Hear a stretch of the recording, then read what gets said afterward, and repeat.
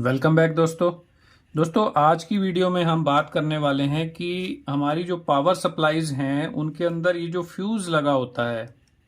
जैसे इसमें ये इस तरह का फ्यूज़ लगा हुआ है। कुछ एसएमपीएस में आपको इस तरह ग्लास फ्यूज़ भी मिलेगा, शीशे का फ्यूज़ होता है ये। कुछ में ये इस तरह से आजकल बॉक्स फ्यूज़ लगे हुए आते हैं। तो ये फ्यूज़ अगर आपका ख़राब हो जाता है किसी भी वजह से, एसएमपीएस में शॉर्ट सर्किट होता है, कुछ भी प्रॉब्लम होती है तो फ्यूज़ जल जाता है। अब कई बार फ्यूज इस तरह से इतना खतरनाक तरीके से जलता है कि उसके ऊपर जो वैल्यू लिखी है वो भी आप देख नहीं पाते हो, वो बिल्कुल काला हो जाता है, तो वैल्यू आप पढ़ नहीं पाते हो। तो ऐसे केस में आप कैसे ये डिसाइड करोगे कि यहाँ पर मुझे कितने एम्पियर का फ्यूज लगाना है? ये सवाल मुझे टाइम टू टाइम कई मेरे दोस्तों का आया था कि सर फ्यूज अगर जल जाता है और वैल्यू उसकी हमें मालूम नहीं है तो हम कैसे ये पता चलाएं कि वहाँ पर फ्यूज कितने एम्पियर का लगेगा। अब फ्यूज जो है वो एक सेफ्टी डिवाइस होती है एसएमपीएस के अंदर। अगर आपकी इस फ्यूज की वैल्यू गलत होगी तो फिर उस सेफ्टी डिवाइस को लगाने का कोई फायदा नहीं होता है, क्योंकि अगर एसएमपीएस को जितने एम्पियर के फ्यूज की जरूरत है अगर आपने उससे कम एम्पियर का लगा दिया तो वो पूरा लोड पड़ने से पहले ही, करंट जब फ्लो होगा एसएमपीएस में से, तो वो फ्यूज आपका पहले ही उड़ जाएगा, पहले ही जल जाएगा, तो जिससे कि आपकी एसएमपीएस बंद हो जाएगी। और अगर आपने उसकी ज़रूरत से ज़्यादा बड़े साइज़ का फ्यूज़ लगा दिया उसमें, तो होगा क्या कि जब कोई फॉल्ट आएगा तो आपके एसएमपीएस के बाकी सारे कंपोनेंट जल जाएंगे लेकिन आपका फ्यूज़ फिर भी नहीं जलेगा। तो भी उस फ्यूज़ का कोई फ़ायदा नहीं होगा आपको, क्योंकि फ्यूज़ तो आपने इसलिए लगाया है कि अगर कोई भी फॉल्ट आता है तो उस केस में फ्यूज़ जल जाए ताकि मेरी एसएमपीएस बच जाए। लेकिन अगर फ्यूज़ तो जला नहीं और एसएमपीएस के कंपोनेंट जल गए तो फिर इस फ्यूज़ का फ़ायदा क्या रहा? ठीक है ना। तो इसलिए आपको फ्यूज़ की वैल्यू एक्यूरेट होना बहुत ज़रूरी है। आप ये बिल्कुल इंश्योर करें कि जो फ्यूज़ आप लगा रहे हैं या तो जो एसएमपीएस बनी हुई है उस पर कहीं लिखा है फ्यूज़ की वैल्यू तो उसको देख के आप लगाएं। अगर वो नहीं लिखा है तो फ्यूज़ के ऊपर भी वैल्यू लिखी होती है, अगर वो आप पढ़ पा रहे हैं तो आप उस पे ऊपर से वैल्यू देख लें और उस वैल्यू का लगा दें। और अगर आप उस वैल्यू को पढ़ ही नहीं पा रहे हैं तो फिर आप अंदाजे से फ्यूज़ ना लगाएं उसमें, आप हमेशा फ्यूज़ की वैल्यू को कैलकुलेट कर लें। ये बहुत ही आसान है, मैं आपको आज बताऊंगा कैसे आप कैलकुलेट कर सकते हो। तो आप बहुत ही आसानी से उसको कैलकुलेट कर सकते हैं और कैलकुलेटेड वैल्यू के हिसाब से ही आप फ्यूज़ उसमें लगाएं ताकि फ्यूज़ को लगाने का जो पर्पस है वो हल हो। अगर फ्यूज़ ही नहीं उड़ा या फ्यूज़ पहले ही उड़ गया तो फिर उस फ्यूज़ का कोई फ़ायदा नहीं है। ठीक है दोस्तों, तो चलिए इस वीडियो को दोस्तों शुरू करते हैं। तो आज हम ये एसएमपीएस एक ले लेते हैं। हम मान लेते हैं कि इसका फ्यूज हम जो है इसको पढ़ नहीं पा रहे हैं कितने एम्पियर का है, तो हम कैसे इसके फ्यूज की वैल्यू को कैलकुलेट करेंगे। ठीक है दोस्तों, तो सबसे पहले तो अगर आपको कहीं दिख रहा है, जैसे अब ये एसएमपीएस है, यहाँ पर पीसीबी के ऊपर ही इसने लिखा हुआ है 400 वॉट की एसएमपीएस है ये। ठीक है, अगर पीसीबी पे नहीं लिखा है तो उसका जो एसएमपीएस का कवर होगा, जैसे ये इसका कवर है, तो आप इस पे अगर देखेंगे यहाँ पर आउटपुट पावर, तो इसकी आउटपुट पावर कितनी दिखा रहा है ये देखिए 400 वॉट। तो ये 400 वॉट की एसएमपीएस है, यानी कि 12 वोल्ट और 33 एम्पियर की एसएमपीएस है। तो वोल्ट को अगर आप एम्पियर से गुना कर दोगे, मल्टीप्लाई कर दोगे, तो आपको वॉटेज मिल जाएगी। अगर आपकी एसएमपीएस पे ये वॉटेज नहीं लिखी है तो वोल्टेज और एम्पियर तो लिखे ही होंगे। तो वोल्टेज को अगर आप एम्पियर से मल्टीप्लाई कर दोगे, इसको गुना कर दोगे आपस में, तो आपको ये पावर जो है वो वॉटेज में निकल आएगी कि कितने वॉट की आपकी एसएमपीएस है ये।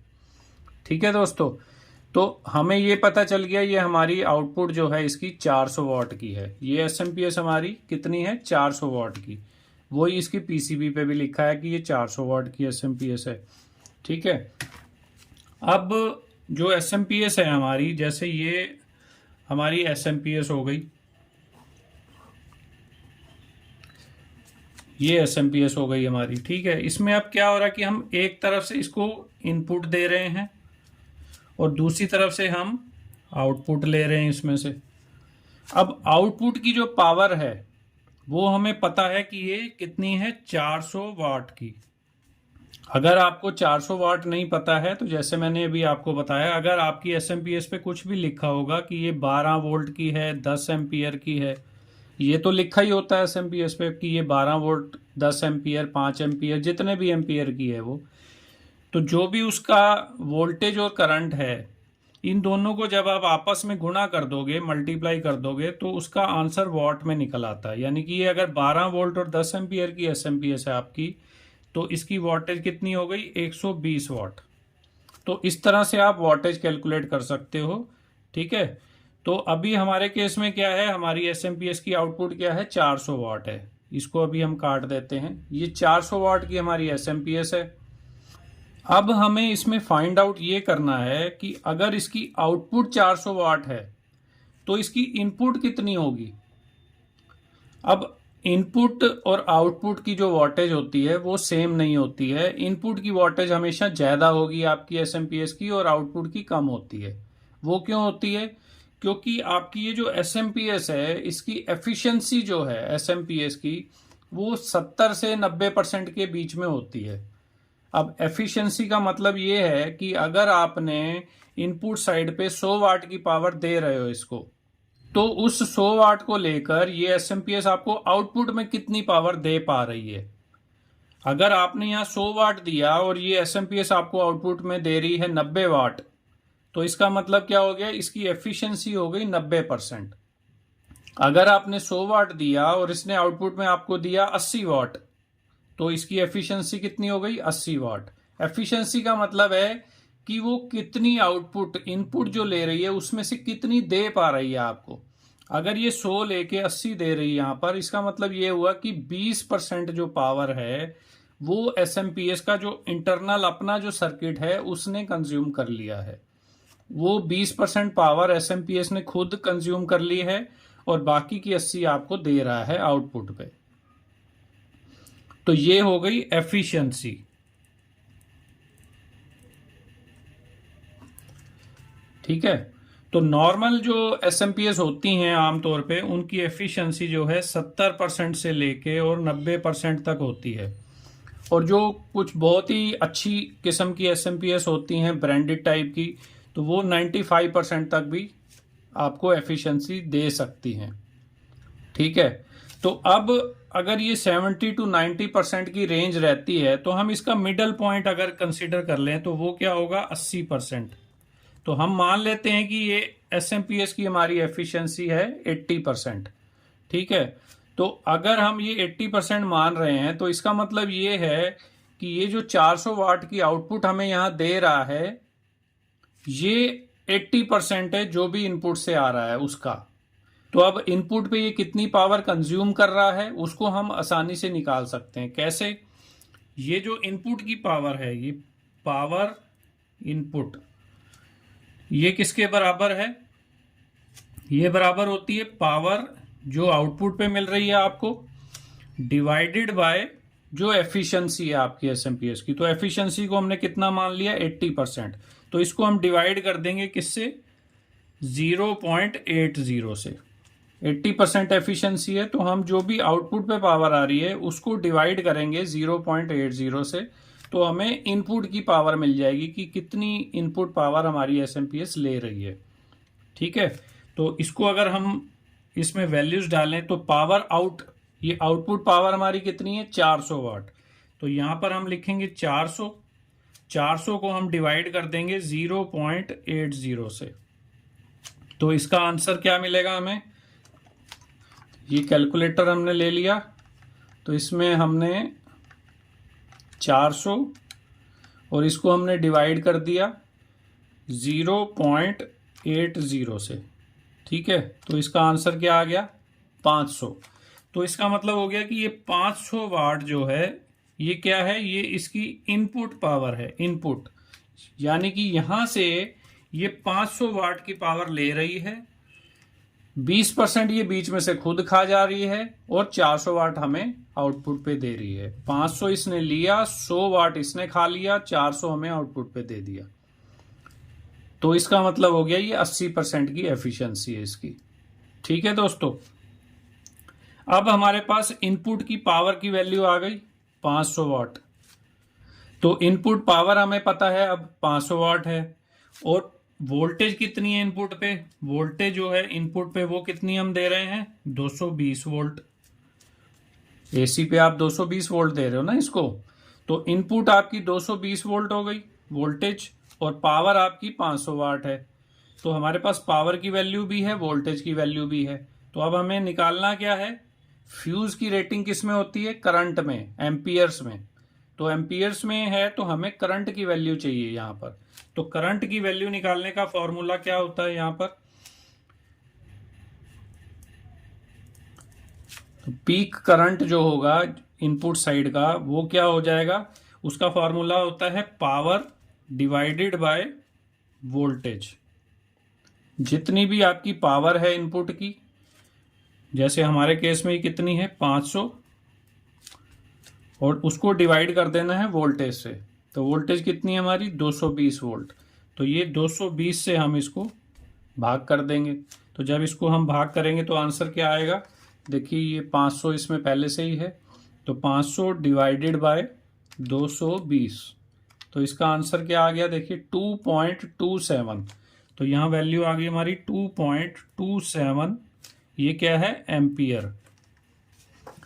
यानी कि जब हमारी एसएमपीएस पे फुल लोड लगा होगा उस समय हमारी इनपुट साइड पे जो करंट फ्लो करेगा वो होगा कितना 2.27 एम्पियर का। तो अब क्या इस वैल्यू का हम फ्यूज लगा दें उसमें, बिल्कुल नहीं, क्योंकि ये वैल्यू तो हमारी पीक करंट है। यानी कि जब फुल लोड होगा तो इतना करंट तो फ्लो करेगा इनपुट साइड से उस फ्यूज के अंदर से।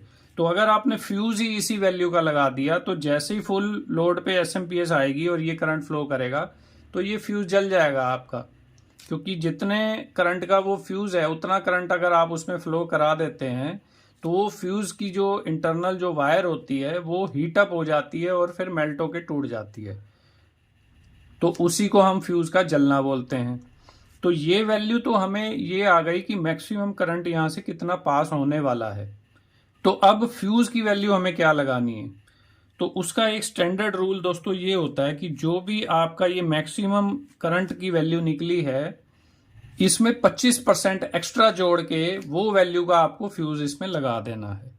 तो 25% एक्स्ट्रा इसमें कैसे जोड़ेंगे, अब ये हमारी आ गई वैल्यू,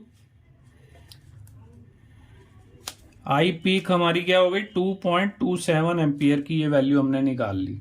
ठीक है, तो अब जो हमें फ्यूज लगाना है इसमें फ्यूज, तो फ्यूज की वैल्यू हम क्या करेंगे, ये जो हमारी आई पीक है करंट यानी कि पीक करंट जो है इसको हम मल्टीप्लाई कर देंगे 1.25 से। 25% हमें एक्स्ट्रा करना है ना, तो 1.25 से जब आप इसको मल्टीप्लाई करोगे, गुणा करोगे, तो आपको 25% एक्स्ट्रा जुड़ के वैल्यू इसमें आ जाएगी आंसर में। ठीक है, तो यहां पर हम क्या करेंगे 2.27 मल्टीप्लाइड बाय 1.25। तो अब इसका आंसर कितना आ गया, देखिए ये 2.27 इसमें आ रहा है। अब इसको हम मल्टीप्लाई किससे कर देंगे 1.25 से, तो इसका आंसर कितना आ गया हमारा 2.84। तो ये आंसर आ गया 2.84 एम्पियर। तब ये वो वैल्यू है जिस वैल्यू का फ्यूज हमें यहां पर चाहिए। ठीक है दोस्तों, तो अब ये 2.84 एम्पियर की वैल्यू का अगर आप मार्केट में फ्यूज लेने जाओगे तो इस वैल्यू में आपको फ्यूज मिलेगा नहीं वहां पर। तो इसकी नियरेस्ट वैल्यू क्या है, आपको क्या मिलेगा 3 एम्पियर का फ्यूज। तो इसकी जगह पे आपको क्या लगाना है, यहां पर 3 एम्पियर का फ्यूज लगाना है। ठीक है, तो ये वैल्यू आपकी इस एसएमपीएस में फ्यूज लगाने के लिए है कि आपको यहां पर कितना लगाना पड़ेगा 3 एम्पियर का फ्यूज अगर आपकी 400 वाट की एसएमपीएस है। ठीक है दोस्तों, तो ये हमारी कैलकुलेशन हो गई।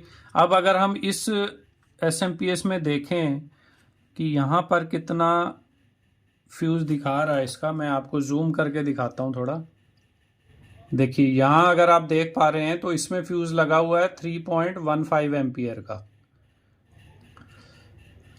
तो इसका मतलब हमने ऑलमोस्ट एक्यूरेट वैल्यू इसमें कैलकुलेट कर ली है इसके फ्यूज की। ठीक है दोस्तों, उसके साथ साथ में अगर आप यहां देखेंगे इसकी जो बॉडी है इस पे भी इस कंपनी ने लिख के दिया हुआ है, देखिए इनपुट वोल्टेज ये इनपुट वोल्टेज लिखी है और साथ में यहाँ इसने लिखा है 2.8 से 3.5 एम्पियर कि ये इनपुट में करंट कितना लेगा, 2.8 से 3.5 एम्पियर तक लेगा। तो ये सब एसएमपीएस में नहीं लिखा होता है। अगर इनकेस आपके ये लिखा हुआ है तो आपको वो सारी कैलकुलेशन करनी नहीं पड़ेगी। तो आप यहीं से देख सकते हैं कि ये 2.8 की वैल्यू जो हमने कैलकुलेट की थी वो आ रही है इसमें। तो आप इस वैल्यू से 3.5 एम्पियर तक का, ये जो पीछे वाली जो वैल्यू है, इस एम्पियर का फ्यूज आप इसमें यूज कर सकते हो दोस्तों। ठीक है, अगर इनकेस आपकी एसएमपीएस में ये नहीं लिखा हुआ है तब आपको ये कैलकुलेट करना पड़ेगा और कैलकुलेट करके हम 3 एम्पियर का फ्यूज इसमें लगा सकते हैं। तो ये एसएमपीएस हमारी बिल्कुल सही काम करेगी और अगर कुछ फॉल्ट आएगा तो ये फ्यूज उस समय उड़ जाएगा। अब एक एसएमपीएस मैंने आपको ये भी दिखाया था बोर्ड, ये आरओ का एसएमपीएस बोर्ड है। ये 24 वोल्ट और 2.5 एम्पियर इसकी रेटिंग होती है। तो अगर 24 वोल्ट 2.5 एम्पियर है तो ये 60 वाट का एसएमपीएस हो गई है आपकी। ठीक है ना। तो 60 वाट के हिसाब से भी इसमें जो फ्यूज इन्होंने यहां लगा रखा है ये 3 एम्पियर का फ्यूज लगाया हुआ है।